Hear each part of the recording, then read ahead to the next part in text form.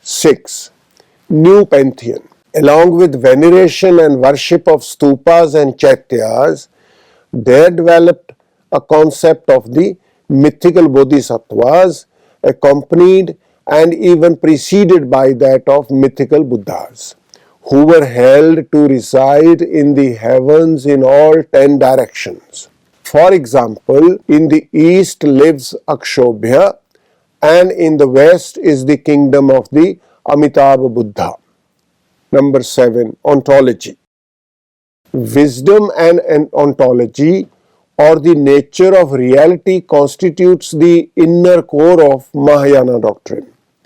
These teachings are extremely subtle, abstruse, elusive, and inexplicable.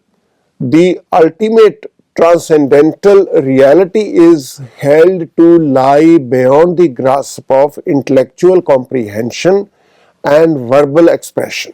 The peculiar ontological doctrines of the Mahāyāna developed logically from the Mahāsangika philosophy in direct and conscious opposition to that of the Sthavrivadins. In this context, the following 4 are the common propositions of the Mahāyānis. All dharmas are empty in the sense that they are indistinguishable from each other. They are non-existent because of being relative and dependent on causes and conditions. The non-existence of dharma may be called suchness when each of the dharmas is taken as such as it is, without adding anything to it or subtracting anything from it. In fact, there is only suchness, and the multiple worlds are the construction of our imagination. If all is one and the same, the absolute will also be identical with the relative. The unconditioned and the conditioned nirvana and samsara. Attainment of true knowledge must rise above the duality of subject and object, or affirmation and negation. In the systematic phase of the development of Mahāyāna Buddhism, there emerged 2 philosophical schools, Madhyamik and Yogachar. Madhyamik philosophy. The school which follows the middle path is called Madhyamik school. It propounded the Madhyamik philosophy which avoids the error of existence and non-existence, affirmation and negation, eternalism and nihilism, and also transcends both the extremes. It is also known as Shunyavad, the doctrine of emptiness, and Nisvabhavavad, the doctrine of insubstantiality of things. This philosophical concept was systematized by Nagarjuna around 150 of the Common Era, a South Indian Buddhist monk. This school holds the view that neither the mental nor extramental, that is material, object is real, as both of them are within the relational scheme of things. Hence, they cannot be taken as real but shunya, which does not mean a nothing or an empty void. It means indescribable, as it is beyond the description of 4 categories of intellect: existence, non-existence, both and neither. And thereby Nagarjuna does not deny all reality, but denies merely the apparent or conventional reality of the phenomenal or empirical world, termed Samvriti Satya, empirical truth.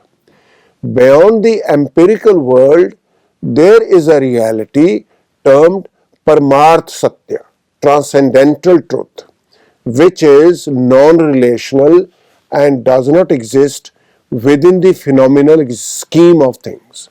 Hence, reality devoid of phenomenal characteristics is shunyata. Reality must be consistent and intelligible and must not be dependent on anything else for its existence.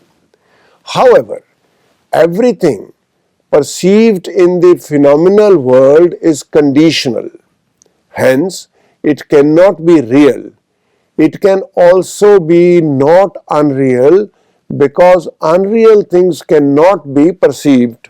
Thus, the nature of a thing being beyond the comprehension of the human mind cannot be described, and this is shunyata.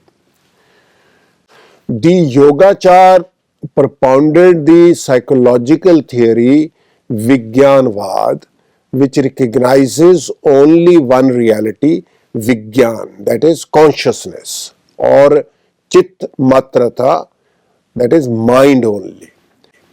According to this school, all external objects are unreal and merely reflections of the mind, and therefore they are non-existent.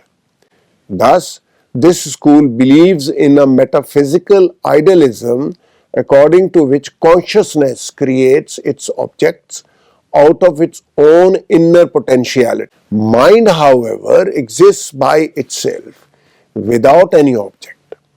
Since this school emphasizes that the absolute can be realized by purification of consciousness, which could be attained by the practice of yoga, the unification of mind with the object, it is called Yogachar.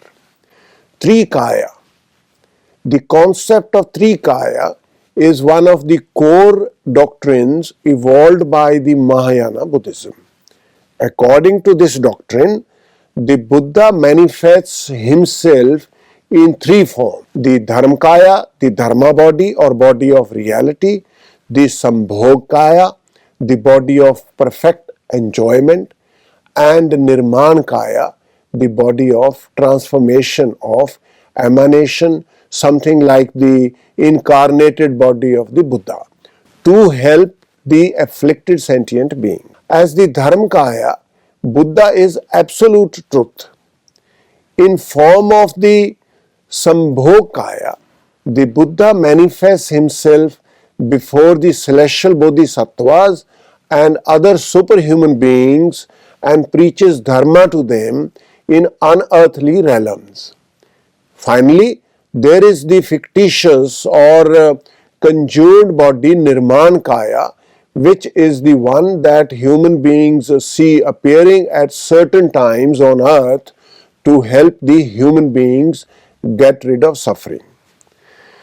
Finally, it may be said that the development of Mahāyāna Buddhism seems to be doctrinal innovation, which appears very often as nothing but the gradual shifting of the line between esoteric and exoteric teachings. At first, even up to Ashoka, the bulk of the doctrine, except for some moral maxims, was esoteric. This process can be understood as one of the compensation for the increasing admitted failure to achieve the spiritual goals aimed at. The monks who were unable to succeed inwardly in their self-realization would then indulge in the extroverted activity of spreading their doctrines among the general population. From the fact that a statement is attested only at a later date, we cannot therefore conclude with any cogency that it was actually invented at that time.